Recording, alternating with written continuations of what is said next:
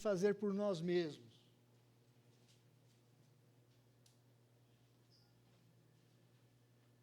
Que é amar os nossos inimigos. Como amar os nossos inimigos?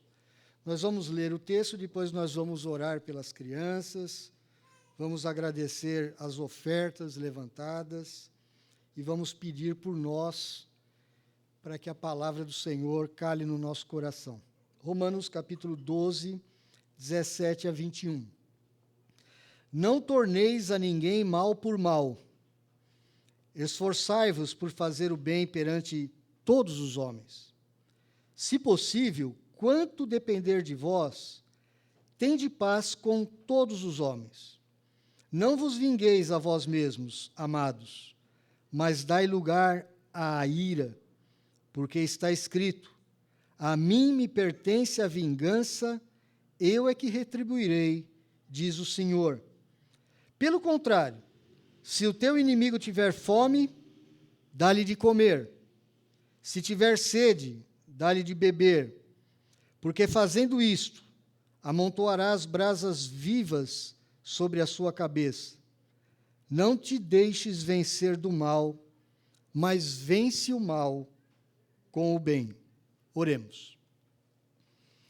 Pai, nesta hora nós pedimos direção do Teu Espírito para que eu tenha clareza, praticidade ao expor a Tua palavra, acima de tudo, fidelidade à Tua palavra. Eu não quero falar de mim mesmo, quero falar da Tua palavra. Dá aos meus irmãos ouvidos atentos, pensamento concentrado e um coração totalmente trabalhado pela obra do Espírito do Senhor, para que eles tenham capacidade, ó Deus, de se arrepender dos pecados e colocar a Tua palavra em prática. Te agradecemos pelas nossas crianças, pelos nossos filhos. Eu te agradeço de forma muito especial por esses irmãos e irmãs da equipe de louvor, que vêm com crianças pequenas para o culto, muitas vezes com muito frio, passam horas aqui. Eu te louvo, ó Deus, pela vida desses amados irmãos, e eu tenho plena convicção de que o Senhor está derramando e ainda derramará sobre a vida desses irmãos inúmeras bênçãos. Também, ó Deus, pedimos que o Senhor dê a nós, como pais, sabedoria, poder do Teu Espírito para educar os nossos filhos nos Teus caminhos.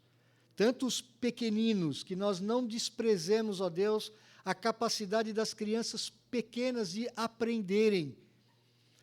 E mesmo os nossos filhos adolescentes, que precisam tanto da nossa compreensão, da nossa amizade, da nossa sabedoria. Pai, muito obrigado pelas ofertas, pelos dízimos que têm sido trazidos à casa do tesouro. Nós pedimos, ó Deus, que o Senhor nos dê fidelidade ao administrar esses bens e dá aos nossos irmãos fidelidade ao Senhor, compromisso com a Tua obra, compromisso com o Teu reino, e dá aos Teus servos, ó Deus, prosperidade, para que eles não fiquem iludidos pelo dinheiro e pelas posses, mas que eles possam usar todos os recursos que o Senhor tem nos dado, com sabedoria, no Teu reino e para a provisão de suas casas. Nós oramos assim, ó Deus, em nome de Jesus. Amém. Meus irmãos, esse assunto é bastante difícil, porque eu creio que nenhum de nós aqui é expert em amar os inimigos. Eu lembro que, há muito tempo atrás, trabalhando numa empresa, uma metalúrgica, eu trabalhei 30 anos da minha vida na área de engenharia, e durante um tempo eu tive um problema numa das empresas que eu trabalhei. Eu tive um rapaz cristão, que me perseguiu durante um bom tempo. De várias formas, ele tentou me prejudicar, fazendo fofocas, fazendo críticas, tentando puxar o meu tapete, porque eu era o segundo homem da empresa, só abaixo do dono da empresa, eu era um gerente industrial da empresa. E foram momentos muito difíceis, mas que a palavra de Deus me sustentou e me deu sempre o desafio: a vingança pertence ao Senhor. Não faça nada contra esse rapaz. Embora há um turbilhão de sentimentos dentro do nosso coração, quando você sabe que uma pessoa está falando mal de você pelas costas, está tentando te prejudicar, e você está sabendo daquilo, e às vezes você fica com aqueles sentimentos meio confusos, né? Às vezes você tem vontade sim de pegar o cara pelo pescoço e apertar até a última gota. Mas graças a Deus, foi pela graça de Deus que eu jamais tive nenhuma atitude de vingança contra aquele amigo, e eu considero até hoje como um amigo. E Deus foi fiel à sua palavra, porque Deus o disciplinou no momento certo, depois de um bom tempo. Eu passei maus bocados, mas graças a Deus nunca precisei me vingar, nunca falei mal daquele rapaz para outras pessoas, embora muitas vezes tenha pecado no meu coração, porque muitas vezes a gente perde realmente a paciência. Essa foi a minha experiência com alguém que querendo o teu mal. Talvez tivesse tido outras, mas muito esporádicas, muito rápidas, que não foram significativas na nossa vida, ou na minha vida. Meus irmãos, como que nós vencemos o mal? Uma das grandes dificuldades que nós temos é porque temos dificuldade de separar o mal do malfeitor, daquele que faz o mal. Normalmente não fazemos isso. Então a nossa tendência natural como filhos de Adão, como seres humanos, é nos vingar, é pagar na mesma moeda, é retribuir o mal que a pessoa está fazendo para a própria pessoa, tentando vê-la passar alguma dificuldade, pelo menos mínima, em relação ao que ela está nos fazendo. Só que vencer o mal, segundo esse texto das Escrituras, não significa que nós devemos retribuir, devemos nos vingar. A lei da retribuição, meus irmãos, ela não faz parte do Evangelho. Nós não devemos nos vingar das pessoas, embora nós odiemos aquilo que as pessoas fazem. Nós precisamos vencer o mal. Talvez você que goste de filmes, principalmente filmes de ficção, você talvez tenha já visto aquele filme O Senhor dos Anéis, do Tolkien.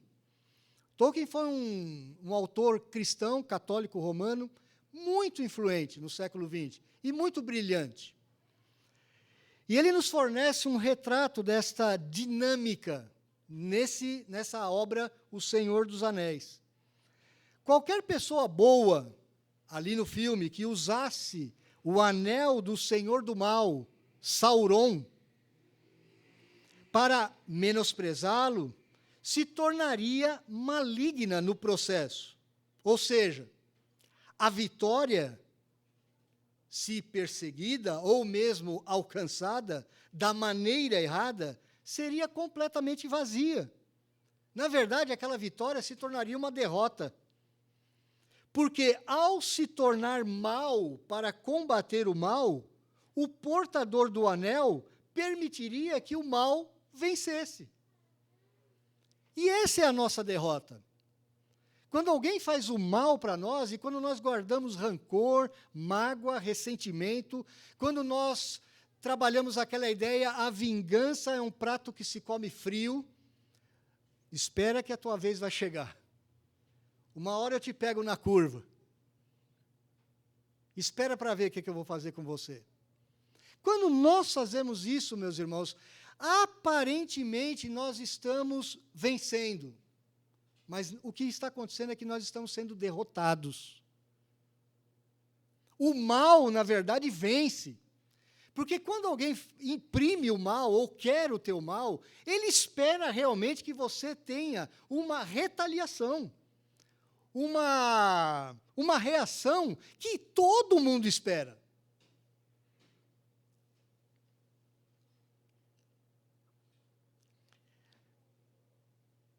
Teoricamente, é isso que nós entendemos, o texto é muito simples.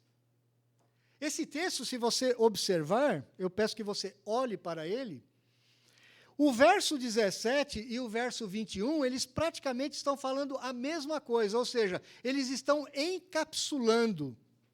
Eles estão colocando como se fosse uma chave. E eles estão falando da mesma coisa. Veja o verso 17. Não torneis a ninguém mal por mal. Esforçai-vos, sim, por fazer o bem perante todos os homens. Os que fazem mal e os que fazem bem. E no último verso, ele diz a mesma coisa, com outras palavras. Não te deixes vencer do mal, mas vence o mal com o bem. Ou seja, em resumo, como é que você vence o mal? Praticando o bem.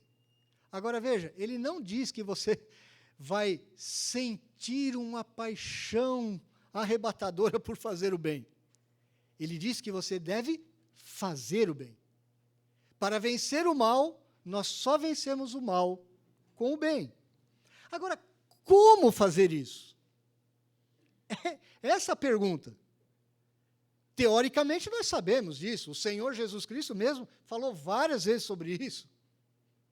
Se você pregar 1 João capítulo 4, você vai ver uma grande descrição do amor cristão. Mas como fazer isso na prática?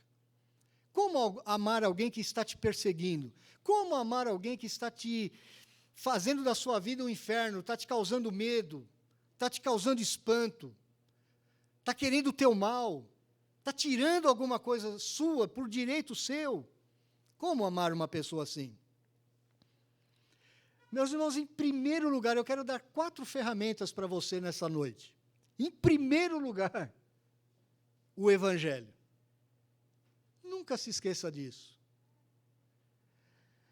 Resumindo o Evangelho para você, todos nós que aqui estamos, desde os bebês menorzinhos, até nós os mais idosos, todos nós éramos inimigos de Deus. Nós nunca nascemos amigos de Deus. Nós somos, por natureza, inimigos dele. Nós fazemos o que é mal perante o Senhor. Nós não lhe demos a glória devida ao seu nome. Romanos capítulo 1 nos diz isso muito claramente. Nós não cremos como deveríamos crer, nós não amamos como deveríamos amar, nós não obedecemos a Deus como deveríamos obedecer. Um único pecado é o suficiente para manchar a glória do Senhor. E Ele nos criou para a sua glória. Ele criou o universo para a sua glória. Ele é o ser mais importante. Ele é o ser mais digno, mais santo, mais puro. E nós éramos inimigos. E o que Deus fez conosco? Principalmente nós que fazemos parte do seu povo. O que Deus fez conosco, meus irmãos? Ele foi paciente. Ele nos amou quando nós éramos inimigos dele. O Evangelho, portanto, ele nos lembra quanto Deus foi e é paciente conosco. Porque mesmo nós que já estamos na caminhada cristã há algumas décadas, nós sabemos o quanto Deus é paciente conosco ainda. Porque ainda somos pecadores. Ele foi paciente conosco antes de nos rendermos à fé. Ele reteve o seu julgamento final para nos conduzir ao arrependimento. Romanos 2, verso 4, nos diz isso claramente. Ele é paciente conosco agora, tendo perdoado as nossas falhas de hoje, as fraquezas constantes que nós temos, e Ele tem nos perdoado em Cristo. Ele fez cair sobre Jesus Cristo, o seu Filho amado, o seu único Filho obediente, o único ser humano que já viveu sobre a face da terra, perfeito em todos os sentidos. Ele fez cair sobre o seu Filho a nossa condenação, o nosso julgamento. Isso é o Evangelho. E você não tem como amar o seu inimigo se você não partir do Evangelho. Se você não souber que você é alvo do amor imerecido de Deus na sua vida. Você nunca mereceu isso.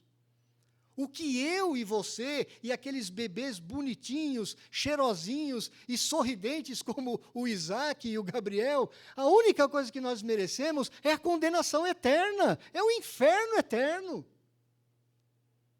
Nós não merecíamos nem estar aqui vivos, respirando. Mas Deus nos amou. Mas Deus nos deu o seu Filho. Mas Deus nos alcançou, Ele nos aceitou, não porque tínhamos alguma coisa em nós, mas porque Ele quis, Ele decidiu nos amar. Em segundo lugar, segunda ferramenta, a partir desse Evangelho, o Evangelho é a maneira de pensarmos a nosso próprio respeito com sobriedade, com equilíbrio. Lembra que nós vimos há pouco tempo atrás, em Romanos 12, de 3 a 8, quando fala dos relacionamentos conosco mesmo? Lembre-se, né, do contexto que nós estamos. Romanos 12 está falando de vários relacionamentos. Ele começa com o verso 1 e 2, o nosso relacionamento com Deus. 3 a 8, o nosso relacionamento com a gente mesmo, com a minha alma. Como que eu devo olhar para mim? Depois do 9 ao 16, o relacionamento com os irmãos da igreja. E agora, do 17 ao 21, com os nossos inimigos externos. São vários tipos de relacionamento a partir do Evangelho. Então, o Evangelho é a maneira de pensarmos a nosso próprio respeito com equilíbrio, com sobriedade. Não devemos pensar acerca de nós mesmos além do que convém. Devemos nos medir pela fé em Cristo que Deus nos tem dado. Você lembra disso? O primeiro ponto, de 3 a 8, é: nós todos estamos no mesmo patamar. Somos todos iguais em certo sentido, porque todos estamos perdidos fora de Cristo. Quando pensamos em nós mesmos em relação ao Evangelho, duas coisas têm que acontecer. Primeiro, percebemos que somos pecadores perdidos, tão perdidos quanto qualquer outra pessoa na face da terra.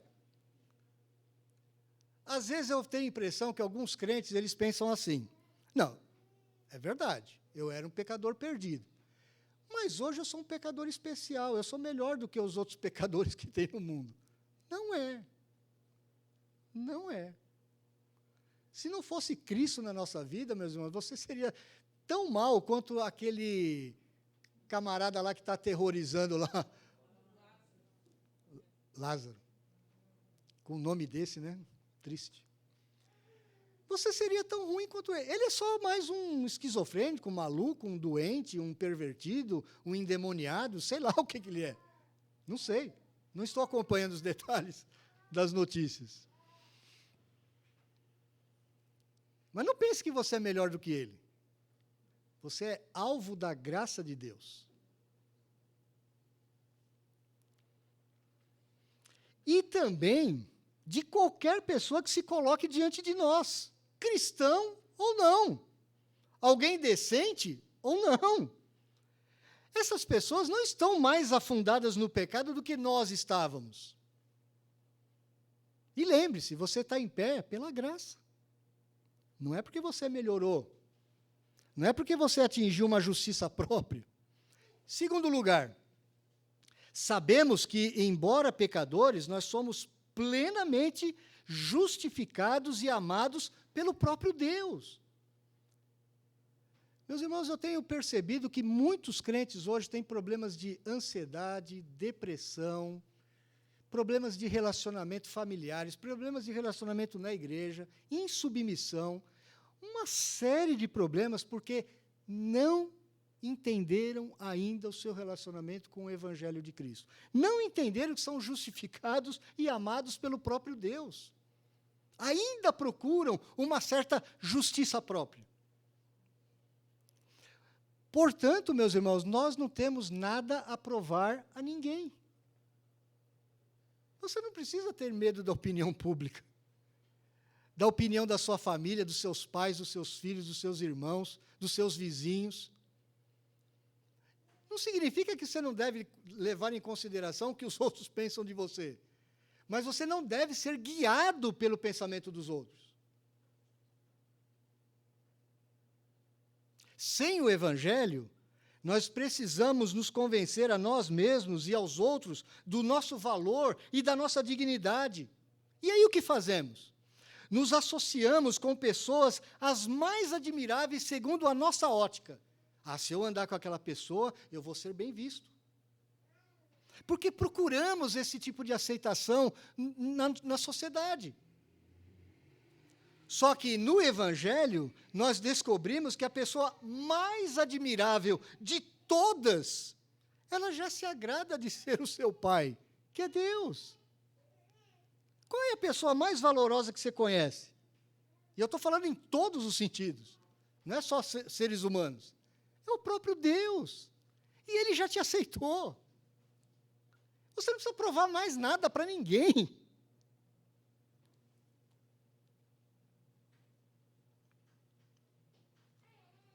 Aquele a quem mais amamos e com quem mais buscamos nos igualar, vive em nós. O Espírito do Senhor Jesus Cristo mora em você, habita em você. Portanto, nós somos capazes de honrar a todos e nos colocar ao lado dos que são marginalizados. Se você se encontrasse com o tal do Lázaro hoje, qual seria a sua atitude? De medo. Não, mas ele preso. Daiane, vou explicar. Ele preso. Um monte de policial segurando o homem. Qual seria a sua atitude? Miserável. É isso que o povo faz. Vocês já viram? Miserável pecador, merece a morte. Mas a gente deveria olhar para aquele cara lá e falar assim, olha, esse cara, ele realmente é um pouco estranho. Mas nós não somos melhores do que ele diante de Deus. Eu já fiz esse teatrinho aqui na frente, há um tempo atrás. Quando a gente se compara com esse tipo de gente, a gente até fala assim, que isso, você está me comparando com aquele louco? Eu sou bem melhor que ele. Afinal de contas, eu estou pregando a palavra de Deus, olha como eu sou melhor que o Lázaro. Isso porque a gente faz umas comparações meia ceguinhas, né? Mas quando você coloca o Senhor Jesus Cristo, vamos supor que o Senhor Jesus Cristo pudesse estar ali à beira da porta, quem de nós poderia chegar perto dele? Quem de nós poderia, em sã consciência, dizer assim, olha, eu sou um pouco parecido com ele? Então, se você colocar Jesus na ponta de uma corda e o Lázaro na outra ponta da corda, você está mais próximo de quem? Do Senhor Jesus ou do Lázaro? Infinitamente do Lázaro. Tudo é uma questão de grandeza. É uma ordem de grandeza. A nossa visão é muito estreita, meus irmãos.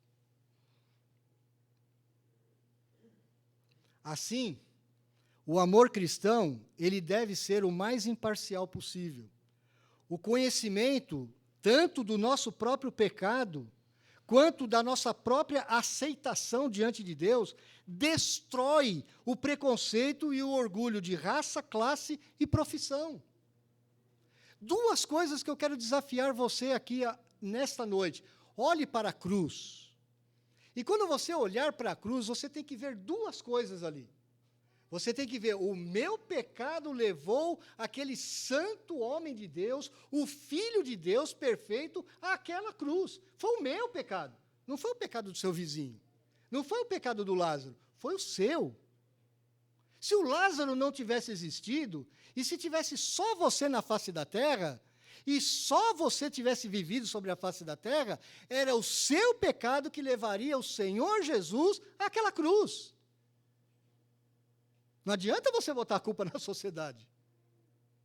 No seu pai, na sua mãe, no seu patrão, no seu marido, na sua esposa, na sua condição social. É o seu pecado que levou o Senhor Jesus à cruz.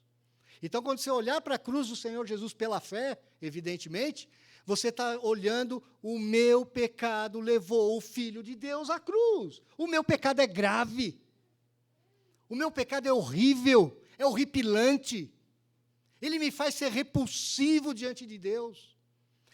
E, ao mesmo tempo, e essa é a beleza do Evangelho, Ao mesmo tempo, eu olho para a cruz e digo: Ele morreu por mim.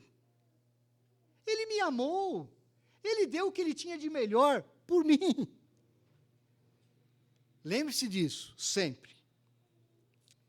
Quando esses dois conceitos estão na nossa mente e você vai aplicando à sua vida diária, você começa a destruir, meus irmãos, algumas coisas que nós temos naturais na nossa vida. Preconceitos, orgulhos, orgulho.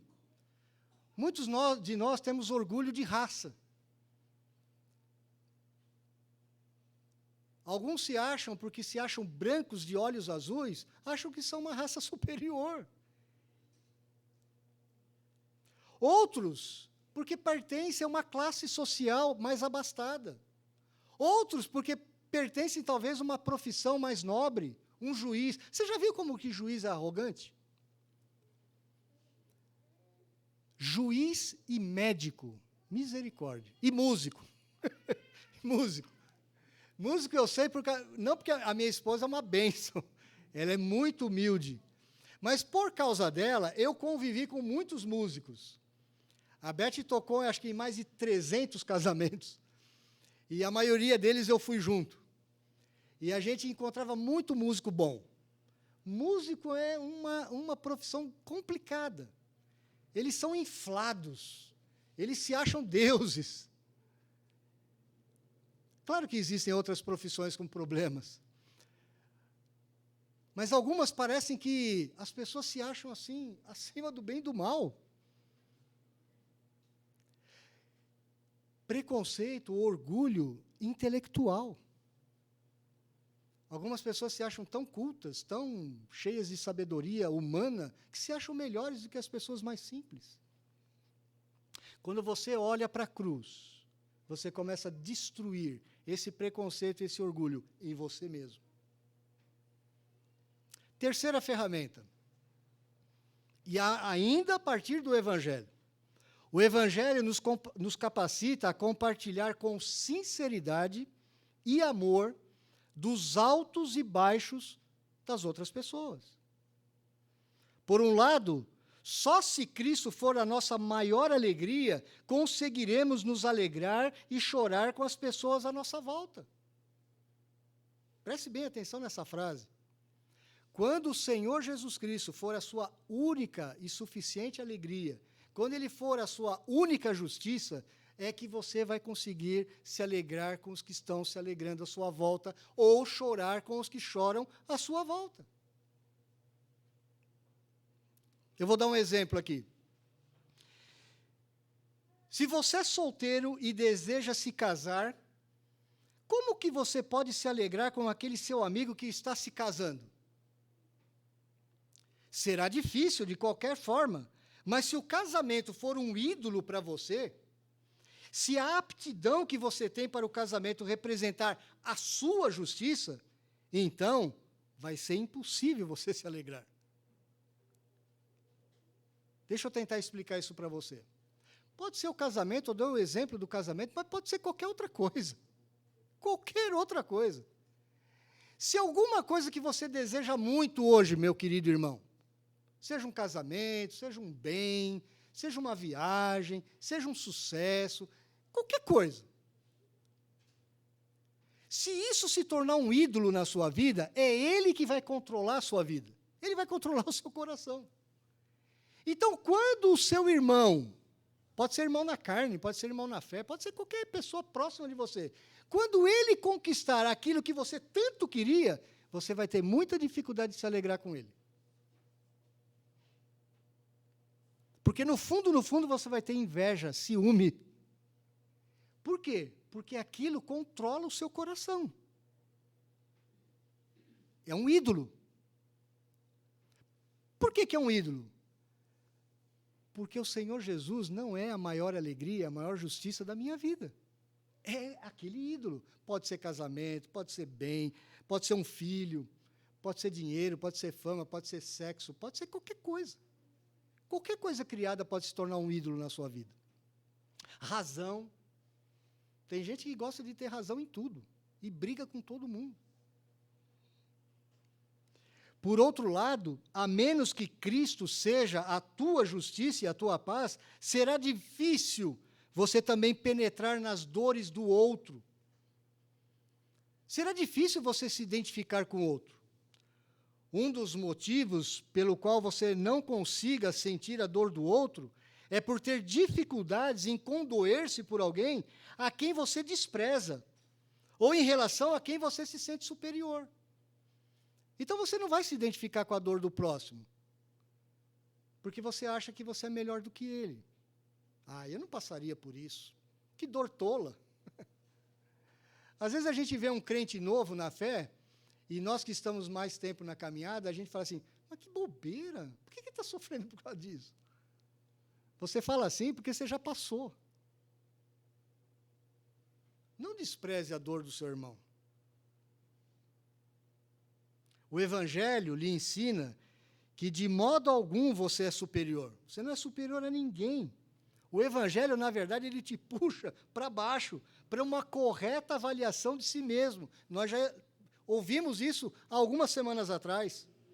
O Evangelho lhe revela que Deus o amou quando você era seu inimigo. Romanos 5:8. Nós já passamos por isso lá atrás. Quando você compreende isso, você se descobre amando aqueles que você, na verdade, desprezaria. Ou talvez você não seja capaz de se condoer porque precisa se convencer de que a vida é boa. Então, você só menospreza a dor alheia. Ah, não, a vida é boa, gente, que isso? Vocês estão exagerando. Costuma ser por isso que as pessoas tentam passar um verniz sobre situações obscuras. Você já viu gente que fica passando verniz sobre situações que não são tão boas assim? Elas supervalorizam aquilo. Não, a vida é boa. E, na verdade, não é bem assim. Se você não está encontrando satisfação e confiança para o futuro e até para a morte em Cristo, você se voltará para as circunstâncias da vida à procura de consolo e precisará negar o quanto a vida é difícil. Quantas pessoas hoje se escondendo nos vícios, as drogas, é impressionante. Eu já lhes contei isso aqui, não sei em que momento que eu lhes contei. Eu estou estarrecido com a quantidade de jovens no mundo consumindo drogas hoje. É assustador. Não é só no Brasil, não. Não é só aqui em Guarulhos, não. Parece que o mundo todo está enfurnado nas drogas, como que querendo fugir de uma realidade. Como que querendo construir uma realidade que não existe. Fugindo da vida dura que é, a vida é dura, a vida é difícil. Em contrapartida, o Evangelho, ele nos capacita a praticar atos de amor, mesmo quando nós não sentimos vontade de amar. Sabe qual é o desafio desse texto aqui? Ele está dizendo, faça. Ele não está falando para você, se você sentir, faça. Não tem esse condicional aqui. Por quê? Quando Jesus foi pendurado naquela cruz por nós, ficou muito claro na descrição do Evangelho que o coração dele não estava transbordando de sentimento de carinho e de afeto por cada um de nós aqui. Jesus não estava morrendo naquela cruz e falando assim, ai, que amor que eu sinto por aqueles pecadores que me levaram até essa cruz. Não, não. O amor de Jesus, que o levou até aquela cruz, foi um ato puro de vontade naquele momento. Lembre-se de que quando ele disse, Pai, se possível, afasta de mim esse cálice. Era terrível suportar a ira. O cálice aqui significa a ira de Deus sobre a humanidade pecadora. Mas qual foi a decisão que ele tomou? Ele não estava sentindo alegria de estar morrendo na cruz. Muito pelo contrário, se você vê o Salmo 22, ele está falando assim que é um sofrimento terrível. Ver aquelas pessoas como leões tentando destruir a sua vida. Mas o que ele diz? Todavia, não seja feita a minha vontade, mas a tua. O que ele disse também? Pai, perdoa-lhes, porque eles não sabem o que fazem. Atitude, irmão. Não é sentimento. Se você é guiado por sentimentos e se você ficar esperando o dia que você vai sentir assim um prazer enorme, um afeto, uma paixão enorme por perdoar o seu cônjuge, o seu pai, o seu irmão, o seu vizinho, o seu patrão, esquece, você não vai conseguir. É decisão, é vontade. Quarta e última ferramenta. Meus irmãos, o Evangelho, ele nos conta que há um juiz. Nós vimos isso aqui no texto.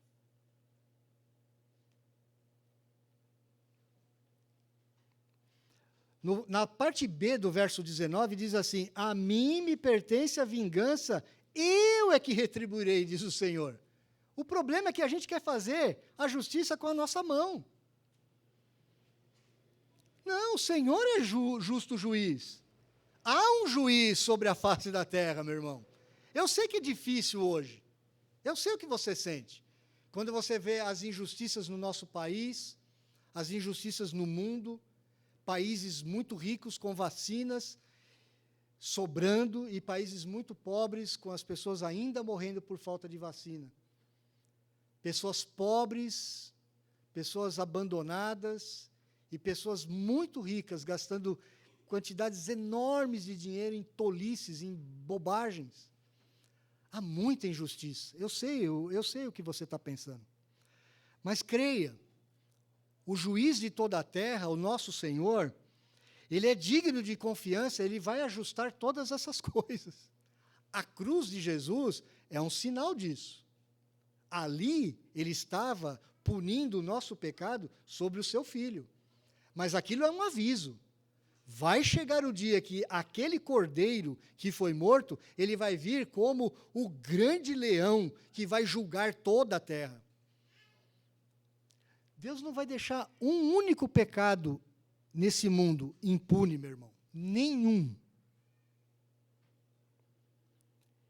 Como é que você espera ser justificado diante de Deus, se não crer no Senhor Jesus? Quando você crê no Senhor Jesus, os seus pecados são perdoados. Porque se você não crer no Senhor Jesus, você está condenado. É assim. Você sabia que ninguém vai para o inferno por causa dos pecados que comete? Ninguém. Porque senão eu e você também teríamos que ir para o inferno. Nós somos salvos pela graça por meio do Evangelho de Cristo, porque cremos, e essa fé é dom de Deus, não vem de nós, para que ninguém se glorie. Aquele que vai ao inferno é porque não creu em Jesus, não creu na provisão de Deus para o seu pecado, para a sua dívida, para a sua condenação. Simples assim. Nós não precisamos acertar as contas, meus irmãos, nós não temos nem capacidade para isso. Alguém se importa conosco e com o mundo, e esse alguém vai se certificar que haja a mais rigorosa justiça. Nós somos livres para dar lugar à ira de Deus, é o que nós lemos aqui. Não vos vingueis a vós mesmos, amados, mas dai lugar à ira. Essa ira aqui não é a sua, é a ira de Deus. Deus vai julgar. Pois sabemos que Ele dará retribuição. A cruz mostra como Deus leva a sério o nosso pecado, e Ele vai castigar. Pedro explica esta ideia de maneira poderosa quando ele diz aos cristãos que sofrem por fazerem o bem, que eles estão seguindo os passos de Cristo. Nós lemos isso na nossa liturgia. Ao ser insultado, o Senhor Jesus não retribuía o insulto. Quando ele sofria, ele não ameaçava, mas ele entregava-se àquele que julga com justiça. O próprio Senhor Jesus, o homem Jesus, ele sabia que Deus, o Pai, era o rei da justiça, era o Deus que julga. O Evangelho, meus irmãos, ele nos promete justiça, e ele nos lembra que não somos nós quem a outorgamos. Não é você que vai praticar a justiça. Agora, esse amor sacrificial que leva você a amar o seu inimigo, ele é danoso? Viver desse modo não é fácil. Romanos 12, verso 1, ele nos disse que nós devemos entregar os nossos corpos como um sacrifício vivo. Sacrifício nunca é agradável. Não é fácil viver essa vida cristã, meu irmão. O problema é que a igreja hoje, ela está querendo transformar o evangelho em algo palatável ao mundo moderno, em algo adaptável. Então, muitos estão crendo que nós podemos ser cristãos abdicando dessas verdades. Não podemos. Isso é contracultural. Isso não faz parte da cultura humana. Não é da cultura americana, alemã, japonesa, da Indonésia. Não, não. Isso é contra a cultura humana. Nos dias de hoje, meus irmãos, e principalmente no nosso Ocidente, dá-se uma grande ênfase à cultura da psicologia, da terapia, no que diz respeito a ser bom consigo próprio. Os psicólogos e terapeutas estão falando para as pessoas, você tem que ser bom com você mesmo. Você tem que se amar. Você tem que ter autoestima. A Bíblia fala que já temos autoestima demais. Por quê? Porque muitos terapeutas tratam de pessoas tão necessitadas de amor, porque elas têm uma convicção profunda de que elas são repulsivas, que acabam permitindo que outros as pisem e abusem delas. O resultado disso é que a sabedoria da nossa época, que vem dos consultórios, dos terapeutas, eles dizem assim para as pessoas que estão sofrendo porque elas carecem deste amor. Descubra o que você deseja e corra atrás. Segundo, permaneça em um relacionamento se ele for mutuamente benéfico. Se não for bom para você, cai fora. Se tiver de fazer alguma série de sacrifícios, isso não vai ser saudável para você. Avalie melhor o seu próprio valor. Você não precisa disso. Caia fora. O problema dessa visão psicoterapêutica é uma simplificação exagerada. Meu irmão, o mundo não compreende o Evangelho, nem as várias formas de pecado e de justiça própria. O mundo, ele não sabe a diferença entre alguém que tenta servir ao próximo como forma de encontrar justificação e salvação, e alguém que tenta servir ao próximo em resposta ao fato de ser justificado e salvo. São duas coisas diferentes. Tem pessoas que procuram servir ao próximo buscando o quê? Autossalvação, justiça própria. Elas procuram se sentir bem com elas mesmas. Nós, como crentes, nós devemos fazer bem ao próximo, não para alcançar essas coisas, porque já temos, já somos justificados. Então, porque eu sou justificado, porque eu sou aceito por Deus, eu vou amar o meu próximo, e eu posso amar o meu inimigo. O conceito é o mesmo.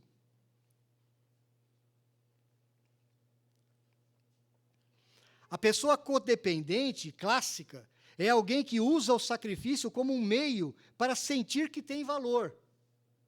Cuidado com isso, meu irmão. Às vezes você vê algumas reportagens, alguns personagens, que você fala assim, nossa, que pessoa admirável, que sacrifício que ela está fazendo, e faz propaganda daquilo.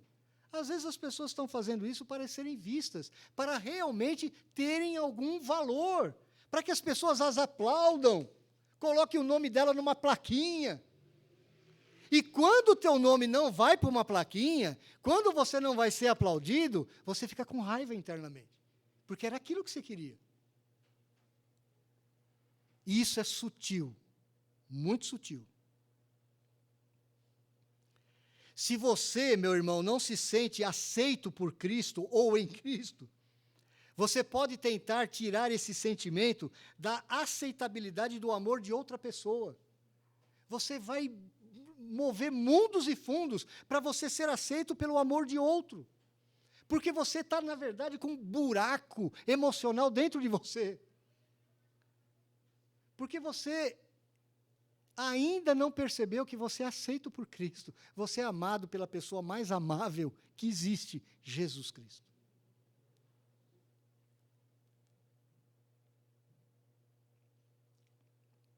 Nesse caso, você precisa converter em ídolo ser amado, e você não pode dizer não. Nós fazemos isso muitas vezes quando somos adolescentes e jovens. Nós colocamos a pessoa amada como um ídolo. E às vezes nós não falamos não para ela, porque nós não queremos perder aquele ídolo. Porque o ser amado é tudo para nós. E por que nós temos essa carência? Porque não somos aceitos em Cristo. Porque pensamos que preciso fazer algo para que alguém me aceite. Eu preciso mostrar o meu valor. Mas o Senhor Jesus Cristo nos aceitou quando nós éramos inimigos. Ou até mesmo converter em ídolo o fato de você ser uma pessoa necessitada. Já viu aquelas pessoas que fazem da sua própria necessidade um ídolo? Vivem de autocomiseração? Coitadinho de mim, coitadinho de mim. Parece que hoje nós temos uma indústria das necessidades. Permite com alegria o abuso, e o seu martírio faz com que você se sinta digno. Já viu pessoas que se apaixonam pelo sequestrador? Já viu pessoas que se apaixonam por aquelas pessoas que abusam delas? Porque o pouco de amor que o abusador demonstrou é suficiente para ela, e ela nem aquele amor quer perder. E por que isso? Porque ela não recebeu ainda a aceitação de Cristo. Porque ela não percebeu ainda que ela tem valor aos olhos de Cristo por amor que Ele tem por ela. Quando essa dinâmica estranha ocorre no coração das pessoas, o problema básico, meu irmão, deixa de ser amor próprio de menos. Não é porque a pessoa tem amor próprio de menos. Na verdade, ela tem amor próprio demais. E aí está o segredo. Porque você olha para a pessoa e fala assim, nossa, ela não se valoriza, né? Não. É um orgulho autorreverso. Na verdade, ela se valoriza demais. E ela aceita qualquer tipo de amor. Mesmo do abusador. Quem sofre o abuso não ama quem abusou, mas o amor. Ela é egoísta demais para dizer a verdade ao abusador e correr o risco até de perder. Meus irmãos, o versículo 9, que nós já deixamos no passado, ele diz assim, o amor seja sem hipocrisia, detestai o mal, apegando-vos ao bem. Nós não podemos perder isso de vista. Nós devemos detestar o mal. Esse versículo 9, ele coloca um limite na nossa interpretação dos versículos em diante, inclusive desses que estamos estudando hoje. Não é amor deixar o ser amado pecar contra você. Não é. Quando alguém pecar contra você, você tem que dar nome aos bois. Isso é pecado e eu não aceito isso. Permitir ou promover o pecado nunca é o melhor para ninguém. Além disso, a palavra diz, apeguem-se ao bem. Lembre que eu falei que esse verbo significa a união sexual entre um homem e uma mulher. É uma união profunda, íntima. Apegue-se dessa forma ao bem. Significa que não devemos pecar contra nós mesmos. Em outras palavras, não devemos amar os outros de modo a desobedecermos a Deus e sermos maus administradores da nossa própria saúde física, emocional e da nossa família. Todavia, o Evangelho, sim, ele nos manda amar as pessoas ao custo de nós mesmos, mas não para fazer por merecer o amor da outra pessoa ou o amor de Deus, mas pelo amor que Ele já derramou em abundância sobre nós. É a partir do Evangelho. A Bíblia, ela dá enorme importância ao amor sacrificial de Jesus por cada um de nós. Ele foi despojado, ele foi morto a fim de nos amar. Diante disso, nós devemos viver como ele viveu e amar como ele amou. E se ele amou os inimigos, nós também devemos fazê-lo. Não pelas razões erradas. Se nosso modo de amar os outros nos custa, começamos a conhecer o que é o amor como o amor de Cristo Jesus. Porque o amor de Jesus Cristo por mim e por você custou o seu sofrimento, a sua dor física, emocional, a sua separação do Pai. Custou para ele. Não pense que porque Jesus é Deus, ele estava ali tranquilamente. Eu sou Deus, eu tenho toda a capacidade aqui de sofrer tudo isso. Não, não, não. Foi o sofrimento mais atroz de todos os sofrimentos humanos. Isso porque ele tinha comunhão com seu Pai. E naquela hora o Pai virou as costas para ele. Porque o pecado que ele carregava era o meu e o seu.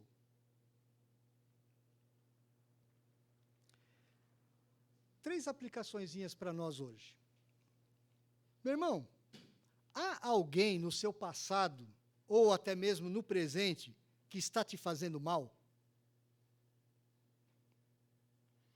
Que respostas você já deu a isso? Talvez no passado você respondeu erradamente. O que você pode fazer hoje? Como seria para você vencer o mal com o bem nessa situação bem específica? Coisas que nós fazemos.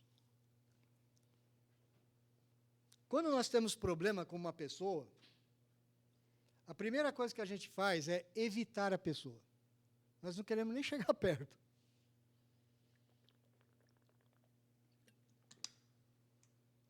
Temos dificuldade. E o verso 18, ele nos diz assim: se possível, quanto depender de vós, tende paz com todos os homens. Veja que há um condicional aqui. Nem sempre você vai conseguir ter paz com todos os homens. Nem sempre. Há situações em que você não vai conseguir. Mas naquelas que você pode, naquelas que há uma oportunidade, não evite a pessoa que é hostil a você. Segundo lugar, meu irmão, expresse palavras de amor e tenha atitudes de amor. O verso 20 nos diz isso, né? Pelo contrário, se o teu inimigo tiver fome, dá-lhe de comer. Se ele tiver sede, dá-lhe de beber. Porque fazendo isto, amontoarás brasas vivas sobre a sua cabeça. Essa expressão ela é muito enigmática. Alguns dizem assim: quando você faz o bem para uma pessoa que é o teu inimigo, você talvez leve aquela pessoa a ficar estranhando você, falando, mas como que ele está agindo dessa forma? E talvez você leve aquela pessoa a se arrepender e a começar a olhar para você de uma forma como se ela estivesse vendo o próprio Deus agindo na vida dela. E leve aquela pessoa ao arrependimento, a pedir perdão a Deus pelo fato de ela estar te prejudicando. Pode ser isso, pode. Existe uma outra interpretação. A interpretação é, quando você faz isso, você está trazendo o juízo de Deus, não sobre você, porque você não está retribuindo com o mal, mas sobre a cabeça daquela pessoa. Porque essa expressão, brasas vivas, na Escritura, de uma forma geral, ela significa juízo de Deus, julgamento. Pode ser também essa interpretação? Pode, ela é razoável. Porque o que diz a palavra logo no contexto aqui? A mim pertence a vingança, eu retribuirei, diz o Senhor. Então, em vez de você se vingar a si mesmo, deixa que Deus cuida. E, meus irmãos, há algumas pessoas que nós devemos fazer isso mesmo. Deus cuidará. É pior você cair nas mãos do Deus vivo do que na mão do seu inimigo, o homem. embora nem sempre a gente creia nisso. Terceiro, perdoe e desista de qualquer compensação. Às vezes nós perdoamos da boca para fora, porque no fundo, a gente quer alguma compensação pelo prejuízo que eu tive. Seja moral, seja emocional, seja da honra, seja físico, seja material, financeiro. A gente quer uma compensação. Eu perdoo, mas você tem que me recompensar. Não vos vingueis a vós mesmos, diz o verso 19. Veja que o texto não está dizendo que você tem que sentir alguma coisa para fazer isso. Ele está dizendo, faça, opere, haja, pense assim e vá em frente. E quando você fizer isso, meu irmão, você vai estar demonstrando o amor que Deus tem por você. Sabe por quê? Porque você vai falar para todo mundo, de uma certa forma, olha, o amor de Deus por mim é suficiente. Eu não preciso me vingar a mim mesmo. Eu não preciso nem mostrar que eu tenho valor diante de Deus. Eu já tenho. Ele já me aceitou. Ele me amou. Ele me deu o que ele tinha de melhor. Eu não preciso provar mais nada para ninguém.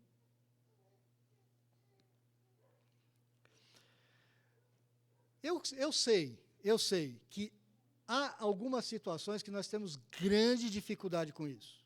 E talvez você não consiga fazer isso sozinho. Talvez você precise de aconselhamento de um cristão mais maduro, mais sábio, mais experiente, para lidar com esse problema, com a injustiça que você recebeu contra você. Por isso, meus irmãos, nós precisamos disso que Deus criou, a igreja, o corpo de Cristo. Eu não posso ser cristão sozinho. Eu preciso de pessoas na minha caminhada cristã que vão me ajudar a vencer esses momentos difíceis. Às vezes é o meu cônjuge, às vezes é o pastor da igreja, às vezes é o irmão mais experiente. Às vezes nem é o irmão mais experiente, mas o irmão que já passou por aquela provação. E ele pode consolar você. Que Deus nos ajude, meus irmãos, a colocar essas coisas em prática na nossa vida e assim nós possamos mostrar ao mundo o verdadeiro valor do Senhor que perdoa os seus inimigos. Vamos orar.